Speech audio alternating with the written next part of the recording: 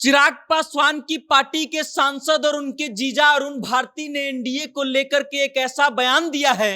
कि पूरे एनडीए महकमे में बौखलाहट आ जाएगी और फिर एक बार बिहार की सियासत गर्म हो जाएगी। अब उन्होंने क्या बयान दिया है, सीधा पशुपति पारस से उस बयान को क्यों जोड़ा जा रहा है और क्या कुछ उन्होंने कहा है, इन सभी मुद्दों पर हम विस्तार से बात करेंगे और आपको बताएंगे। लेकिन उससे पहले आप हमारा परिचय जान लीजिए। नमस्कार, मेरा नाम वेद प्रकाश है। आप जनता जंक्शन देखना शुरू कर चुके हैं और कैमरे के पीछे हैं विशाल।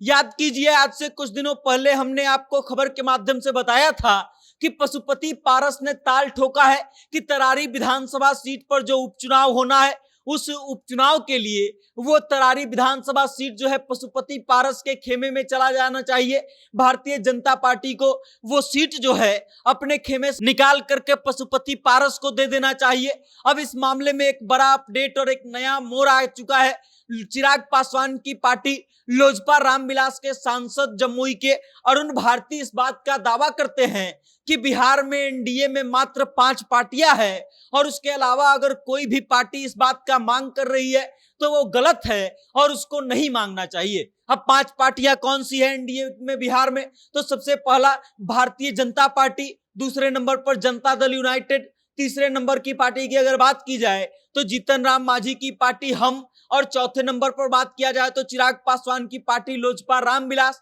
और 5वें पार्टी के रूप में अगर किसी को देखा जाता है तो वो उपेंद्र कुशवाहा की पार्टी आरएलएम को देखा जाता है। अब आप इस बात को समझिए कि चिराग पासवान की पार्टी के सांसद के द्वारा इस बात का दावा करना कि बिहार में एनडीए में सिर्फ 5 पार्टियां शामिल है, उसके अलावा कोई छठा पार्टी नहीं है, बिहार की सियासत में एक नया भूचाल ले आएगा। ये भूचाल क्यों आएगा? क्योंकि लोकसभा चुनाव से ठीक पहले हमने देखा था कि कैसे पशुपति पारस जो है केंद्रीय मंत्री पद से इस्तीफा देते हैं, फिर एनडीए से अलग होने की घोषणा करते हैं। उसके बाद जब उनका दाल कहीं नहीं गलता है, जब उनको कहीं मौका नहीं मिलता है, तो वापस से वो एनडीए के साथ आ जाते हैं और इस बात का घोषणा कर देते हैं कि हम एनडीए का समर्थन कर रहे हैं। लेकिन बिहार में होने वाले विधानसभा उपचुनाव को लेकर के एक बार फिर पशुपति पारस की पार्टी एक्टिव होती है और एक्टिव होकर के इस बात की मांग कर देती है कि जिन 4 सीटों पर उपचुनाव होना है उसमें से एक सीट तरारी है और तरारी विधानसभा सीट जो है वो पशुपति पारस की पार्टी लोजपा,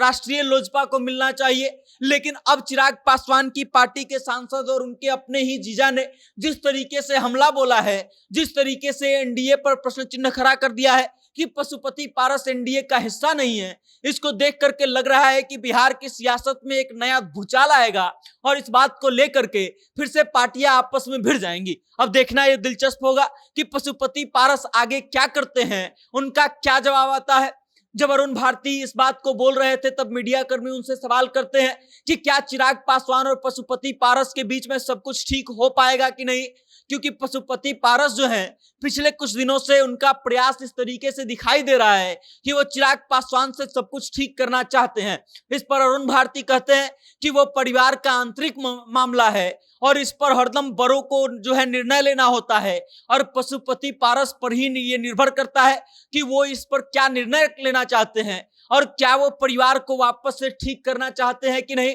उनको सबसे पहले चिराग पासवान की माता जी अपनी भाभी माँ से मिलना चाहिए, उसके बाद चिराग जी से उनको मिलना चाहिए और उसके बाद अगर वो प्रयास कर रहे हैं तो वो प्रयास दिखाई देना चाहिए। उसके बाद अरुण भारती से जब पूछा जाता है कि पशुपति पारस को उसके साथ जो है बंगले का विवाद चल रहा है, ऑफिस का विवाद चल रहा है, कि उस पर आप क्या कहना चाहेंगे, तो अरुण भारती उस पर कहते हैं कि हमको पार्टी कार्यालय आवंटित किया गया है लेकिन उसको खाली नहीं करवाया गया है अभी तक, लेकिन हमारा पूरा प्रयास है कि जो सामने वाली पार्टी है उसको न्याय मिले, वो कोर्ट जाना चाह रही है, हमको इसमें कोई दिक्कत नहीं है। हम बिहार सरकार से इस बात का गुजारिश कर रहे हैं कि उनको पूरा मौका दिया जाए और अगर हो सके तो बिहार सरकार हमको कोई दूसरा कार्यालय आवंटित कर दे। अब इस बात को आप समझिए कि एक तरफ पशुपति पारस और चिराग पासवान को लेकर के ये खबरें चल रही थी कि चिराग पासवान ने पार्टी कार्यालय पर अपना अधिकार जमा लिया, बिहार सरकार ने उनको पार्टी कार्यालय आवंटित कर दिया है,